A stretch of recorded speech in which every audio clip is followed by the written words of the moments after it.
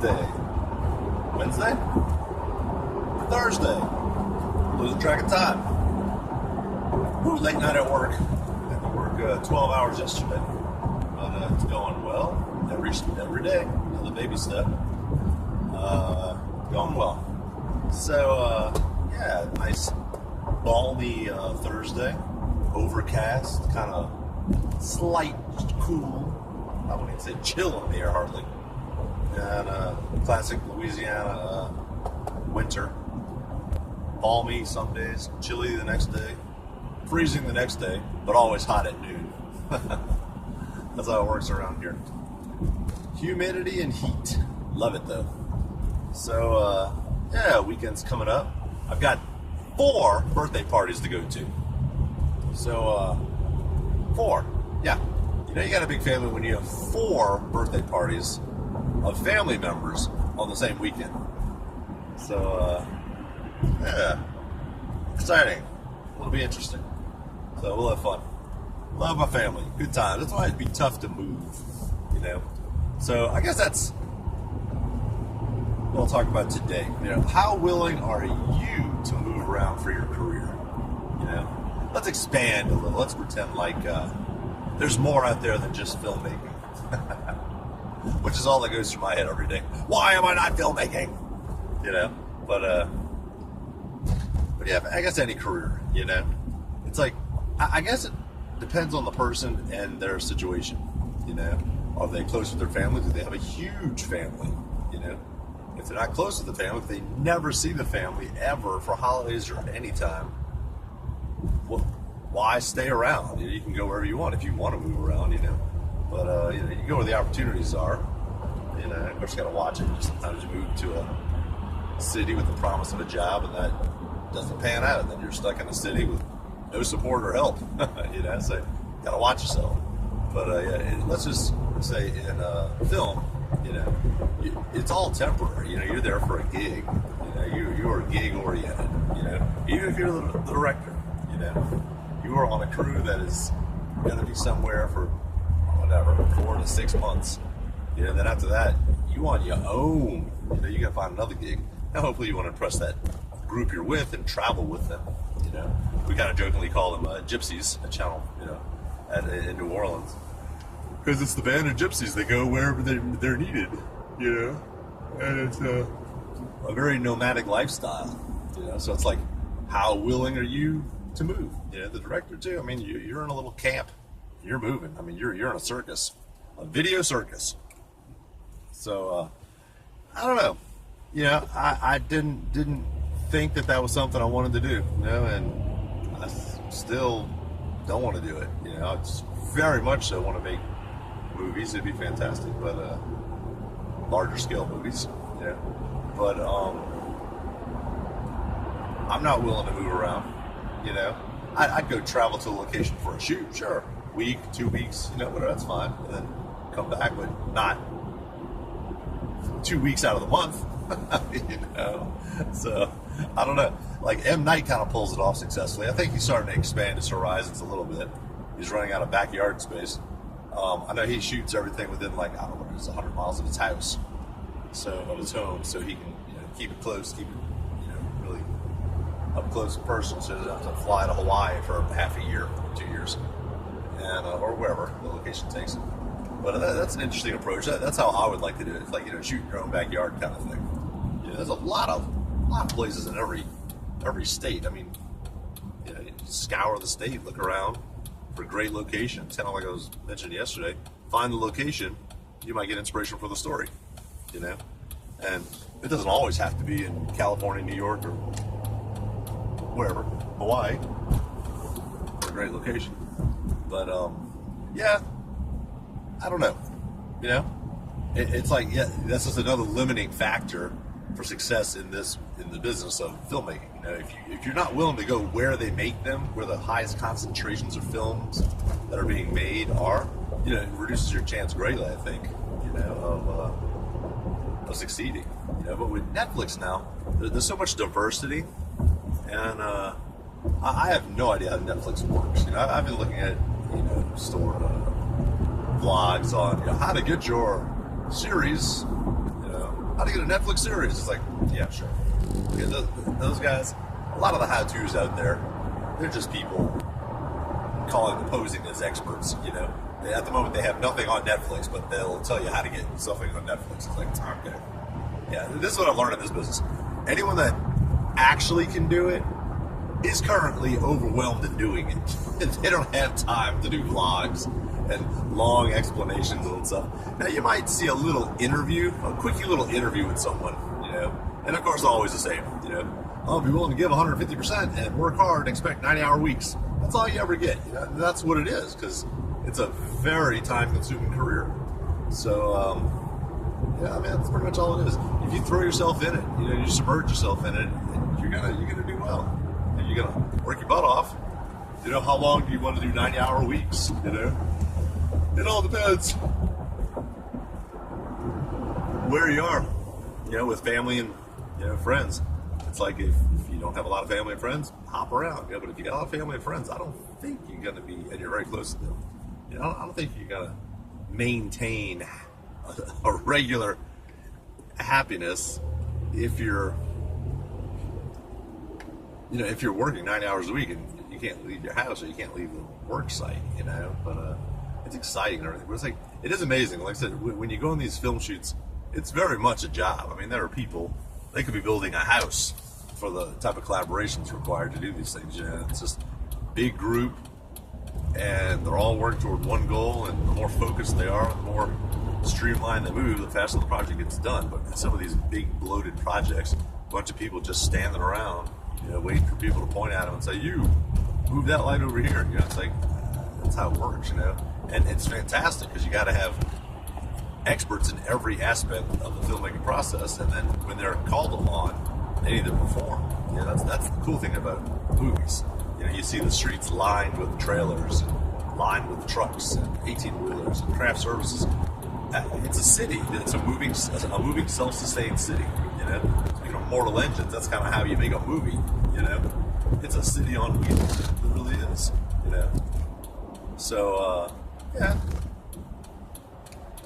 It's a necessary loaded waste of money, but it's a dice game, you know. And anytime a producer produces in a movie, he could have just well gone to Harrah's Casino and put it all in black or red. I mean, you never know, you know. Some guy with a lot of money that happens to want to invest in movies puts up a couple million, maybe 100 million, maybe 150 million, you know. And they roll the dice, and sometimes they come up snake eyes, and sometimes they come up rich. You know, you never know what's going to happen, how the public will perceive the movie, and you know how much they're willing to spend on promoting the movie. You know, my dad's got a theory: the more you promote a movie, the worse the movie is. It's like, sometimes. Look at what was it, Johnny Depp and The Lone Ranger. You know, it's like that thing was slapped on everywhere. You go to Subway, it's on your sandwich. It's on your cup. Disney push, and that was a good example of a over-advertised, underproduced movie. That movie was just silly, you know, and it flopped. You know? And it's strange, the life of a movie, how some succeed and some don't. You know, it's like, and some sleepers take years to, you know, get around, become a underground hit, you know, and then some are just immediate hits, you know, Titanic, as opposed to whatever, Pee-wee's Big Adventure. Who knows? You know, it's like these things become. It's strange how they have a life of their own. You know, it's so weird. Like how when you put something out there, there's millions of people that have access to it. Sometimes they pick up on it, sometimes they don't. You know? Now with Netflix, it's cool. It's just another way to get the message out there and obtainable to people. You know, so people have the chance to see it. Because I mean, otherwise, there were video stores. You know, you might have on the bottom of the shelf some dusty old VHS video store. Back in the day, excuse me, and you know, people might stumble across it. You know, and it's strange how fluid and life, you know, the life of a movie. You know, it's very strange. And now, you know, not now. YouTube and accessibility online, people can find anything a lot faster. So yeah, it's interesting. yeah, it's like, I guess, how willing are you? You know, are you going to move around the world to pursue your dream? And it's like, at the end of the day, it's like, I always ask myself this. It's like, what exactly about it do I like? You know, do I just want to tell a story and have people react to it and go, look, they reacted well to my weird little story. You know, they thought it was cool. And it's like, what is that weird acceptance we crave? You know, it's like, you want a pat on the head that, hey, you're creative. You're good. Way to go, Sparky. You're creative. And it's like, for what? You get chicks? I don't know. I think it's like this urge to just create. You know, it's like we can't give birth, males can anyway. So it's like we have to create our own babies. You know, it's a weird urge to create. You know, when you're creative. You know, and I like to assume I'm creative, but I don't get to do much these days. So I work my butt off, but it's all good. But I definitely want to.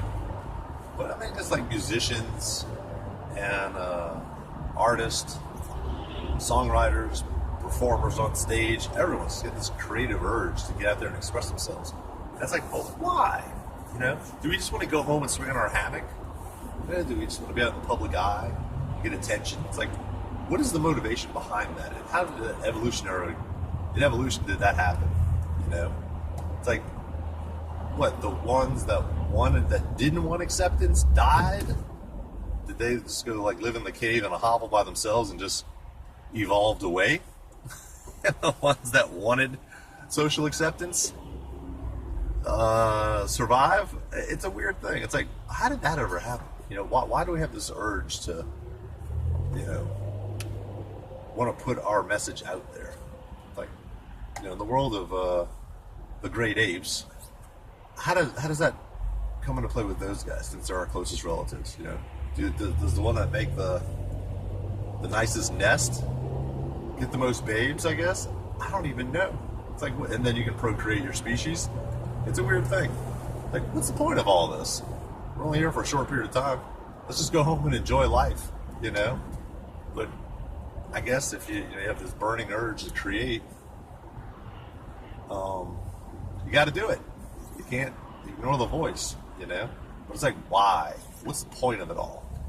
You know? Why make life difficult? You know? And what is happiness and acceptance and contentment? You know, if I go out right now and make whatever, not that I can, but you know, why not? Might as well aim high. You know, Chinatown reboot. You know, with a cameo by Jack Nicholson, which I don't know, he's pretty low right now.